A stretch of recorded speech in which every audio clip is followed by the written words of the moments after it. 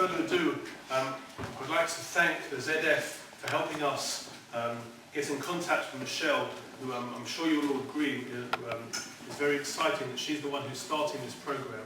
And I've worked with ZF for a few events now, and every time they just say, how can we make it happen? I think the work they do is tremendous, and now I'm going to ask Gary just to say a few words about ZF. Thank you so much for making this happen. Thank you very much, Robert Richards, as well. My name is Gary Sackville, I'm from the Zionist Federation. I was delighted when Robert Richards contacted me a couple of months ago and said, we want to bring Israel into the Bushey show, how can we do so? And we were happy to give a few suggestions. And, well, with Michelle and the Forgotten Refugees was the topic that we decided to choose. Like Rabbi Richards said, that this whole series is to whet your appetite. This is one session to whet your appetite for the Zionist Federation, and should you do more, we'd be happy to work with you again. I see a few familiar faces in the audience, so welcome to those from the Zionist Federation that are here. For those that are not familiar with the Zionist Federation, I'll briefly tell you about the three main things that we do. The first set of people that we try and, target or influence are the non-Jewish people that don't really have much of an opinion of Israel. We'll work with them to show them a greater Israel, what Israel really means, the cultural aspects, something away from what they'll probably get their opinions of Israel from BBC News or Sky News. And we'll try and influence it in a different way and show them other greater sides of Israel, the humanitarian work that they do, the cultural work that they do, and of course we'll do that through the media and through general events with different people, including non-Jewish sixth formers, for instance our Science Day event for over 3,000 people. The other people that we work with are people like yourselves, I'm sure. Jewish people that are already pro-Israel, the people that love Israel and that will stand up for Israel when they can. And we'll work with them to bring them new issues, perhaps like the Forgotten Refugees, and also work with them and train them up further. For instance, you'll see on your chair the flyer for our knowledge seminar this Sunday. There's going to be 19 topics now of core knowledge about Israel going properly into depth. Everything from about Judea and Samaria, the West Bank, and Gaza, and UN and international law.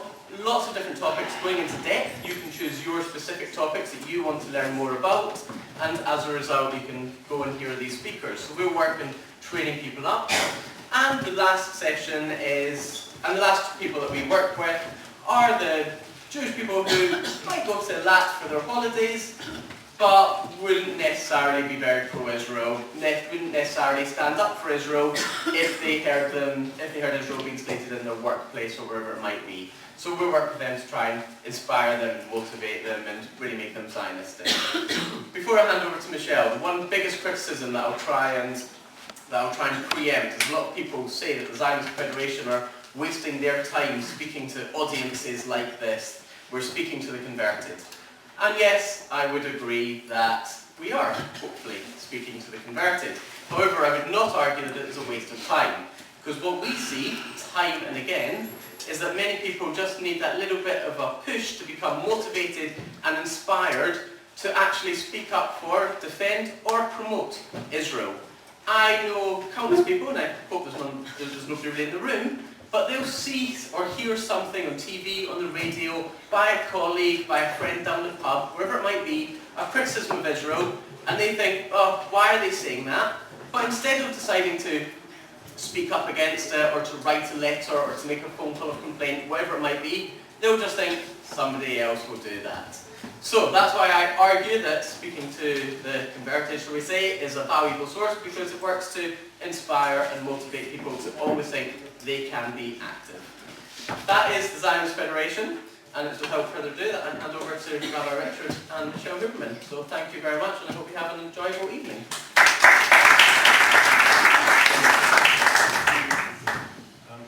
Just to introduce Michelle, although I'm sure you've all seen the leaflets and you can read it as well as I can, but just to say that growing up, we used to think of refugees in the Middle East as those who have been persecuted and pushed out from the Israelis. But the other side of the story is often not told. That we ourselves were refugees, that there's a culture that's being lost.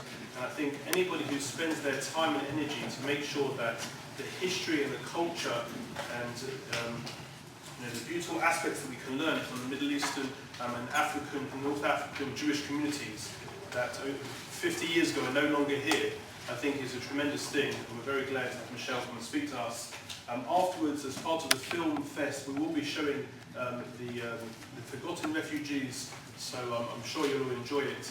But Michelle's going to give us a few words on what she does, what the film's all about. We'll also be asking her questions, and we'll open up to the floor if there's any questions that they want. Okay, thank you very much. Thank you for welcoming me.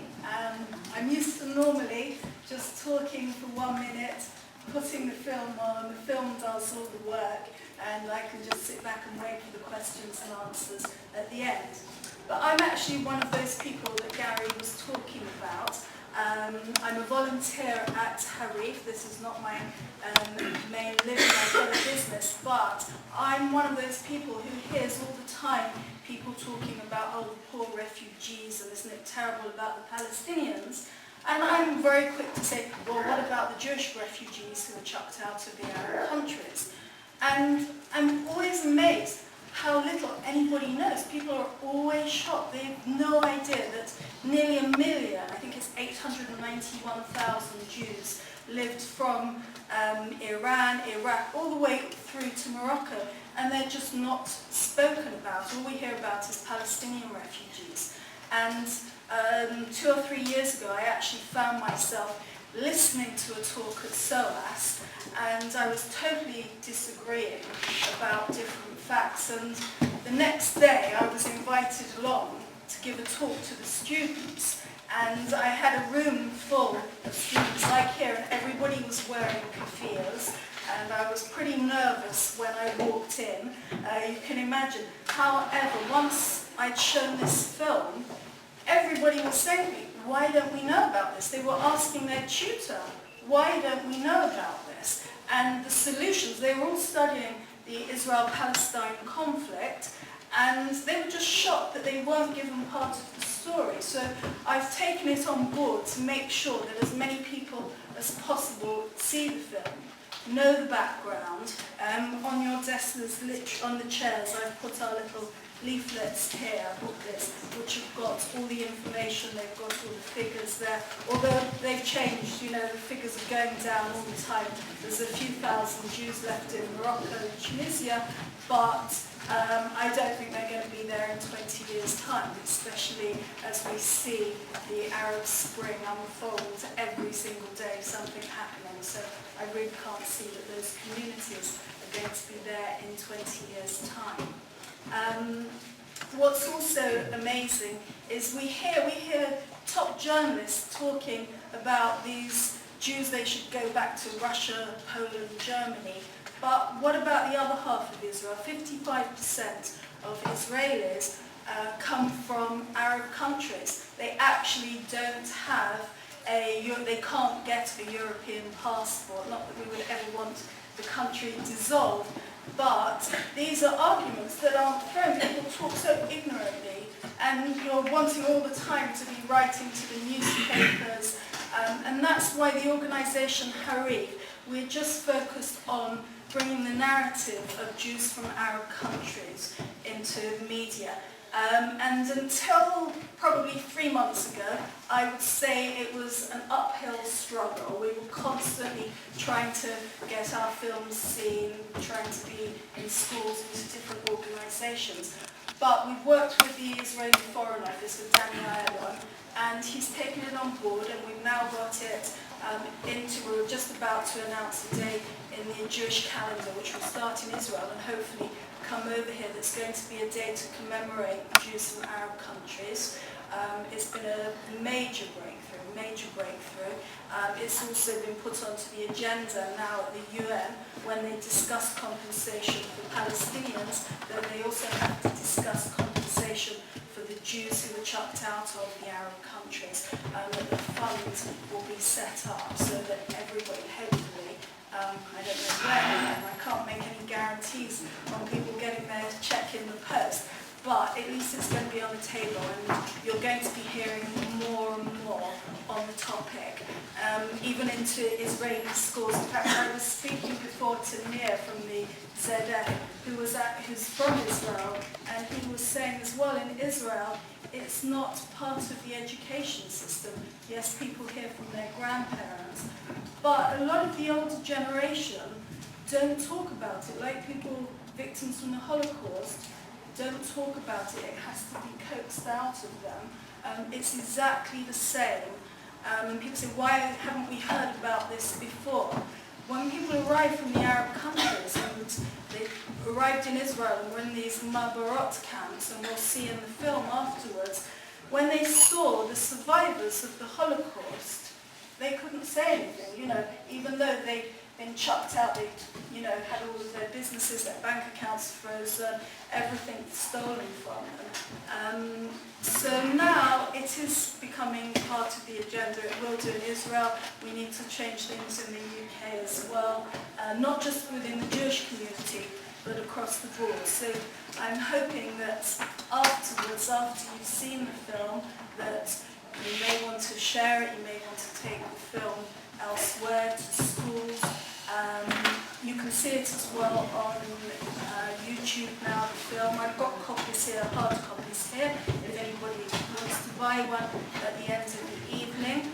But what's also been amazing in Israel is Danny Ireland has set up this new Facebook page, I Am a Refugee. And now anybody can upload their story. So if anybody's got their grandparents who haven't really talked about it, we were just saying before, you can take your iPhone, you can get your grandmother to talk. It doesn't matter whether it's in Hebrew, whether it's in Arabic, but the fact is it's going to be shared around the world.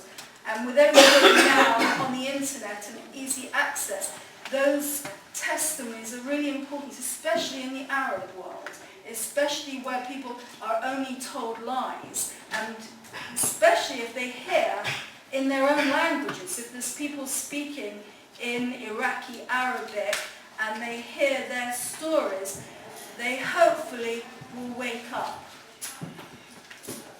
I'm going to pass over to Rabbi now for any questions, but hopefully after we've seen the film, there'll be natural questions that will come afterwards.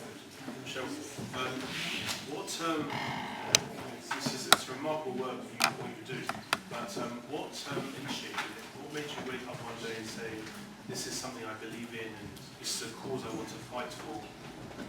It's just seemed natural. It's my colleague, who's a journalist, and she founded it, and on the leaflets that you've all got about HARIF, she started it in 2005, but she woke up after 9/11, I think we all did, and it's something that I've always been aware of, and I used to live in France, and when I lived in France, I lived in Paris for many years, and I was very aware when I lived there was a different narrative. When you've grown up in London, you're hearing about your grandparents who came from Eastern Europe, and you're encountering Holocaust survivors here. When I lived in Paris, most of the Jewish community was from North Africa, and they all had a totally different narrative. Similar stories, being kicked out of Tunisia, Algeria, running across rooftops where there were fires, awful stories, but totally in contrast with what I grew up with in North London. When you grow up in London, you associate everything Jewish, being smoked salmon and bagels to eat, and hanging out in Golders Green Station or whatever. Is somebody going to contact BBC about the programme? I have tried, but there was a breakthrough last week, and you can still see it on the World Service on the radio. They put in 2 parts about the Jews from Arab countries, which is the first time. It's a massive breakthrough because we have been trying, but haven't got anywhere yet. But hopefully they will wake up. They will do, hopefully. Maybe you can share with us how the film came about. The producer of the film is Michael Greenspan. He actually started producing the film with Pierre Rehov, who, there's a similar film as well, which we promote, and I'm showing it to you afterwards, which is The Silent Exodus, but they fell out. But basically, they're very similar films, and they both come from Sephardi background and felt French. And when I'm talking about living in Paris, you're hearing a totally different narrative to what you hear in London. And they felt that nobody was knowing these stories, and so they went around the world interviewing people from Libya, from Iraq, from all over, telling their stories before they were lost. So very important. Is there any one specific story that sticks in your mind as something that really stands out as being an emotional story, a story that there was one story that people could know?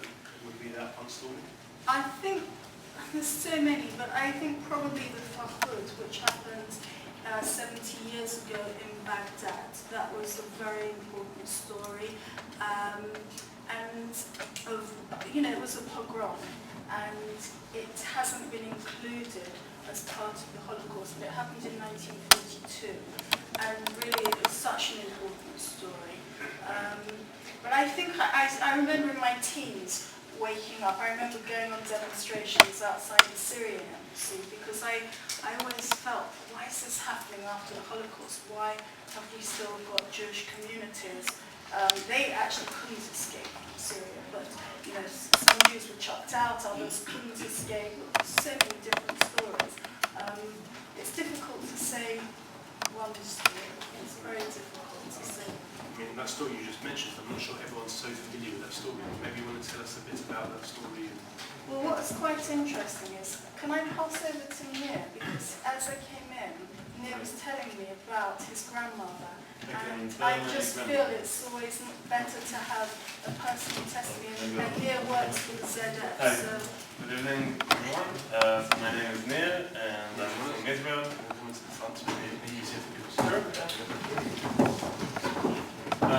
So I was born in Jerusalem, lived there almost all my life, and I came here to London 10 months ago as a shaliach for the ZF. I work with Gary. So also part of the reason why I wanted to come here tonight is because my grandparents are from both sides are Iraqi. My dad's parents are from Batza, which is in the south of Iraq, and my mother's mom actually is from Baghdad, and she was experiencing the Fahud, the pogrom. And by the way, it is very true what Michelle said about the fact that we don't study it in school. I didn't study it. I don't know if you know, we have the Bagrut. It's like when we were in high school, we need to study history, the Bible, literature, and then we get like a high school diploma. For that, in the history class, we learned only about the Eastern Europe story. But we never been told about the other stories, the story of the Arab countries Jews. So that I did hear from my grandma, and she, as I said, she lived in Baghdad.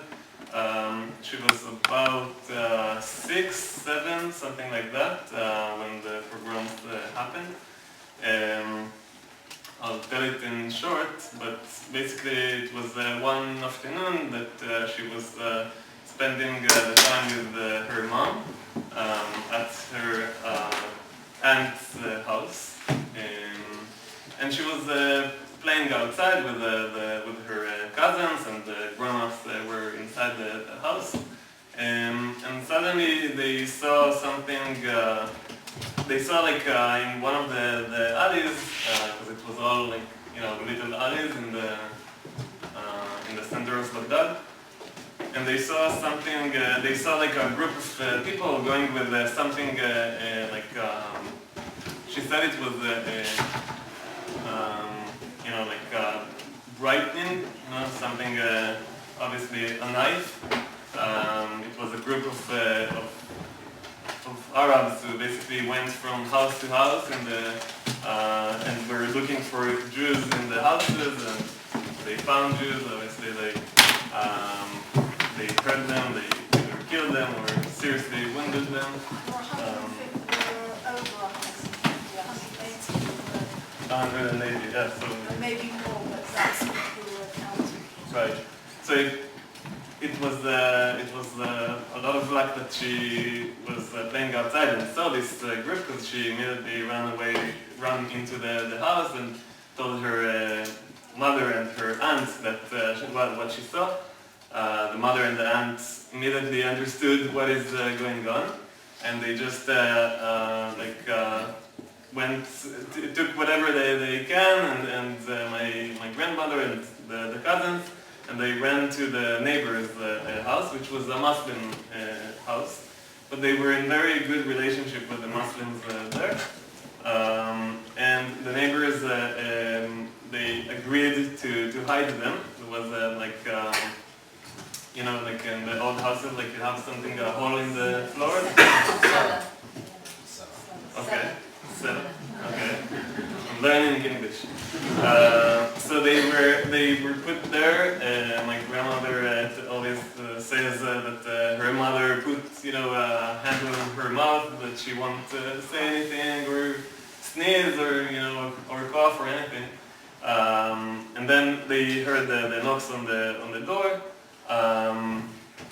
And they heard the Muslims asking if there are any Jews here, and the neighbors said no, we obviously not. I mean, we hate Jews. They started convincing them that they are totally on their side.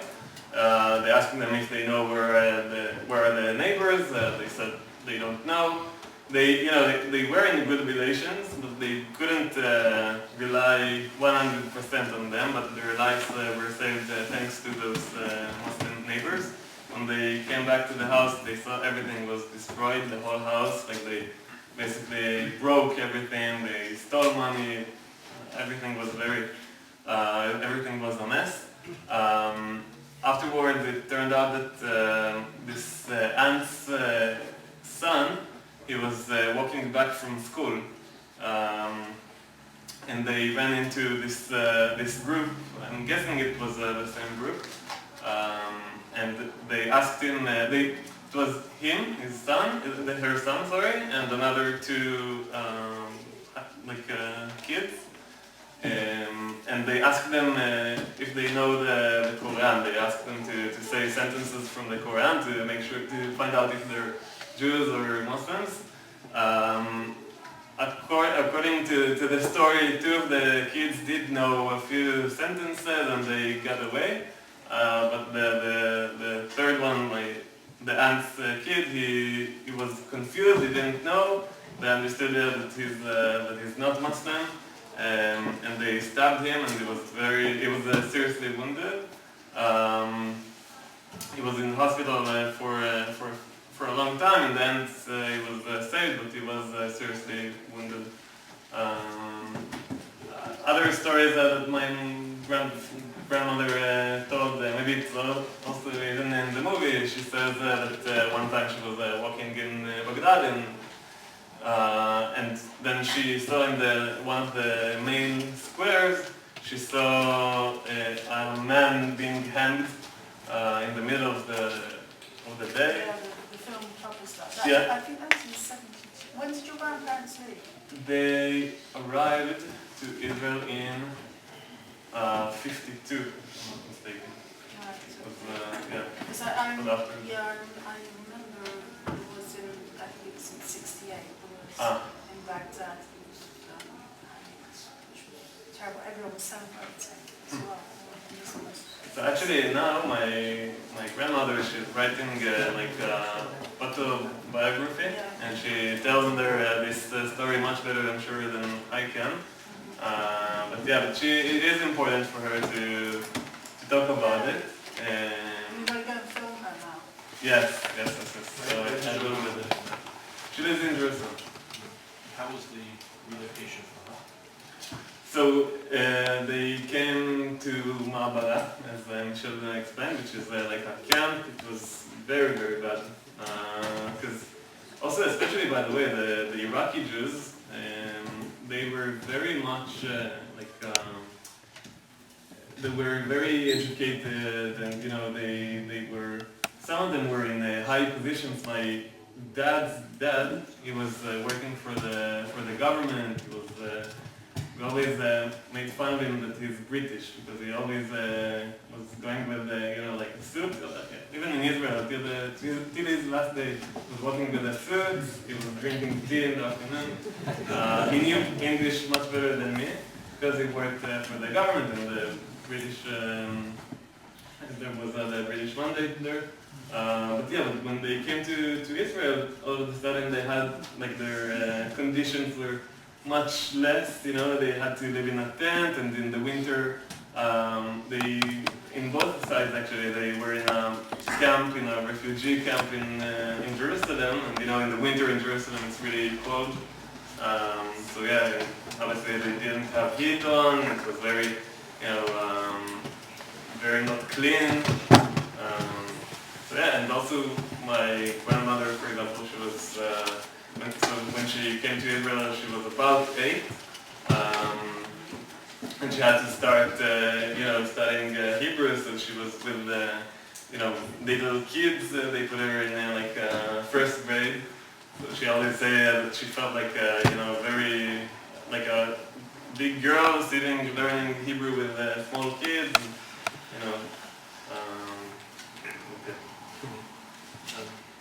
This question maybe to either of you, but when you interviewed these refugees, did they have the sense of that they're glad to leave behind where they come from and all the problems that they had to experience?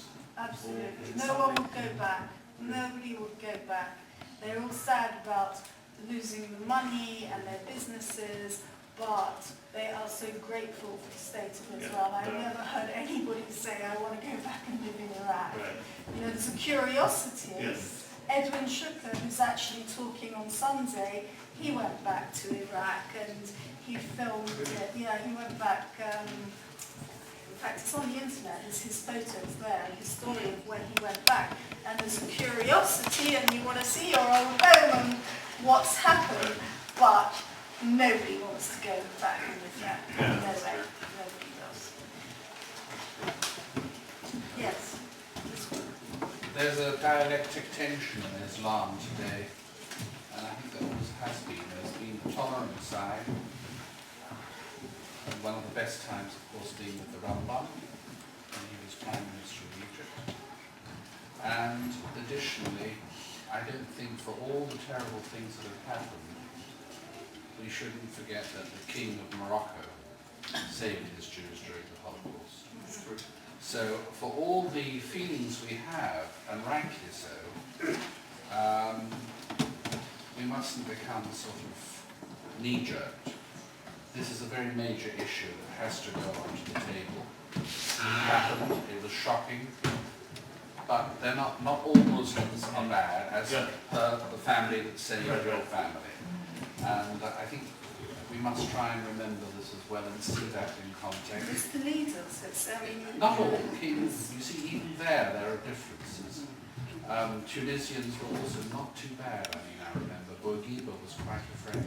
Yes, absolutely. So, beforehand. Yes. I remember. It's this tension. It's this terrible tension. And I think one of the people who could be quite helpful to you, who recently screened, I think, a film on Frank Foley, who was a British agent who saved about 11,000 Jews in Germany, would be John Burko. Because he apparently arranged for the screening of a film, or a program, or a lecture on him, and you might try him. He's the Speaker of the House of Commons. So it's just worth a try. Thank you. I know there's a few questions. I think Vencio took the shoot. My name is Vencio, and I come from Haiti. From Haiti, the town of Creighton, which is in South Yemen. I wonder if you managed to get together information about the pogrom that we suffered in South Yemen, Haiti, in 1947, when over 75 Jews were murdered within 3 days. and we have photographs showing buildings were set on fire, schools, and children and men and women were lying dead in the street. I have photographs of that. Well, it's probably a good idea that we speak afterwards because these are all important things that have to be shared. They have to be shared with the community because there's quite a large Adney community in London, but they're quite closed, all of the communities, and they're not telling their stories to the wider community, and that's why HARIF is here, and that's why, by the way, anybody who wants to be on our mailing list, come and fill in one of these. But I've given out our little leaflets about us and the events we put on. And of course, we like to put on an event about the Adney community because it's important that everybody knows, that we're all aware, because the Adney community were British as well, which is why a lot of them moved to this country. But I know growing up, I was never aware. We weren't taught it. We weren't taught about all of the different communities. So it's for the Adney communities, the Iraqi communities, all the different Sephardi communities in London to share their stories and to make sure they're not lost. And also the stories that you have, that you get them filmed. That you don't have to anymore.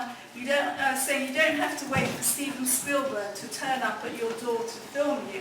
You get your children, your grandchildren, your next door neighbour, anybody. You film it. You put it on the website. I am a refugee, and so that all of these stories are shared. But as well, you need to go into the Jewish schools as well. We need more people to go around to tell their stories because the Sephardi community in London is much smaller. It's under the radar. I'm actually writing a book at the moment, Sephardi London Uncovered. There's about 30 Sephardi synagogues in London, and with the exception of Spanish and Portuguese, Lord Del Rey, they're not part of the Board of Deputies. They're not part of the narrative. People aren't aware. They're not involved enough, and so we need this. Do you belong to this synagogue?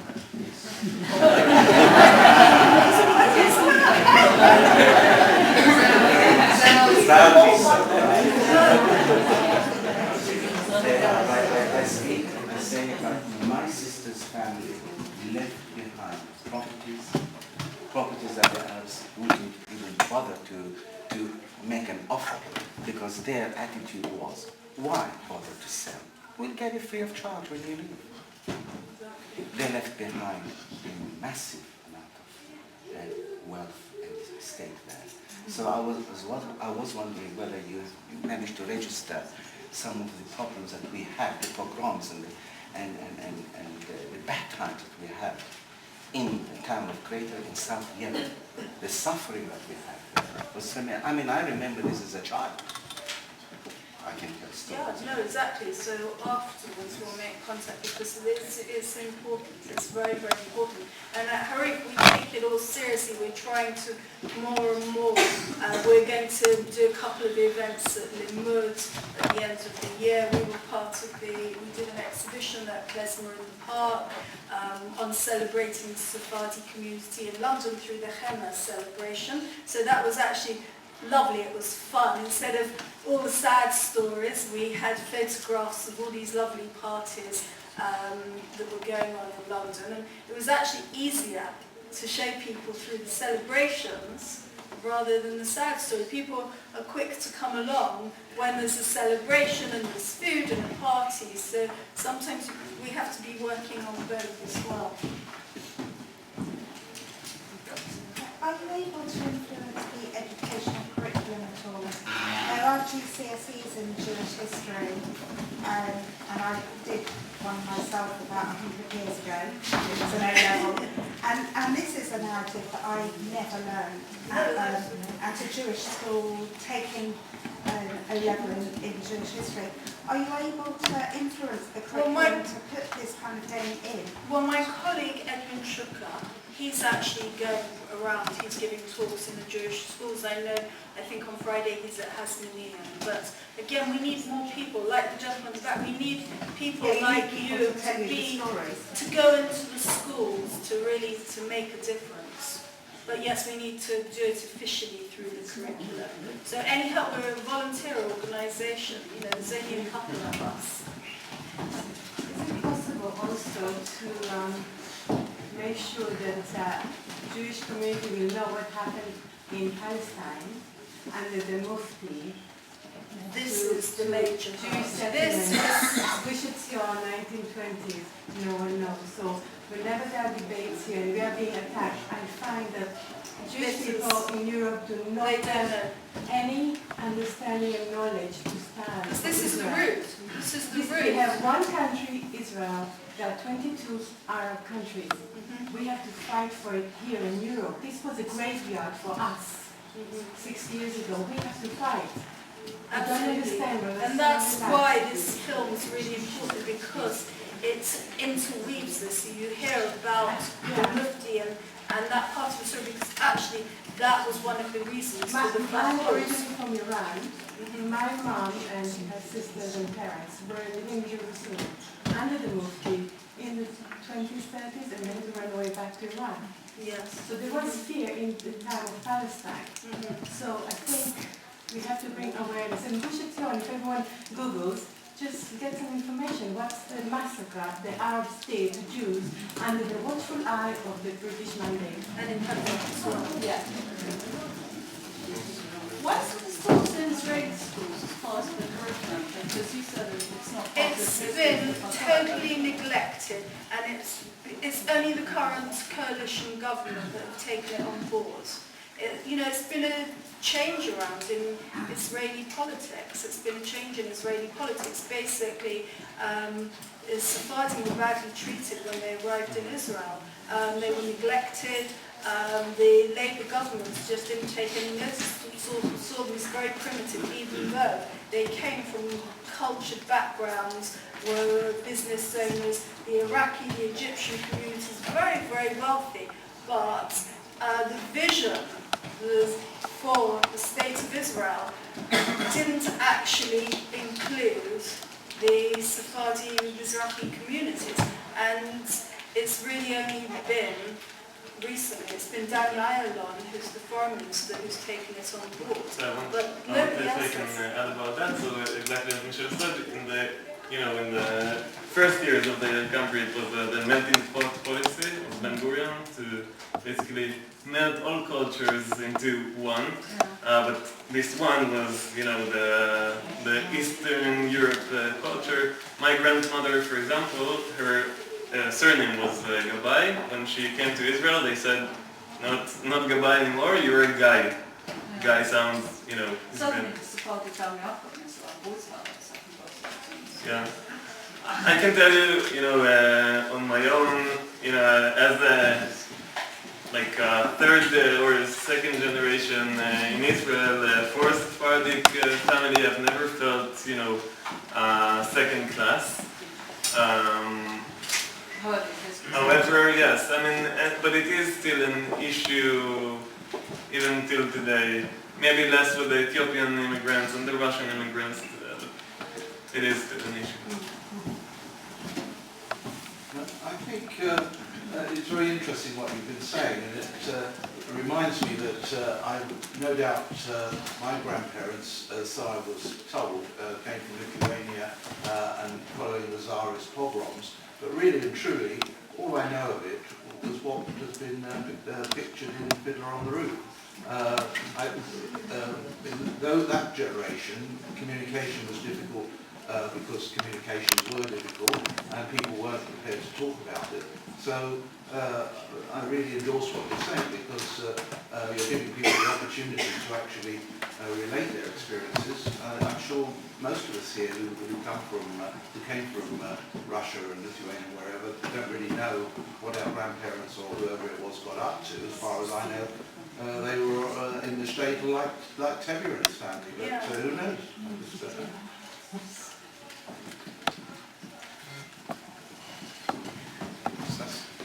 Yeah, I'm just wondering why it's actually taken 50 years. 60. No, 60.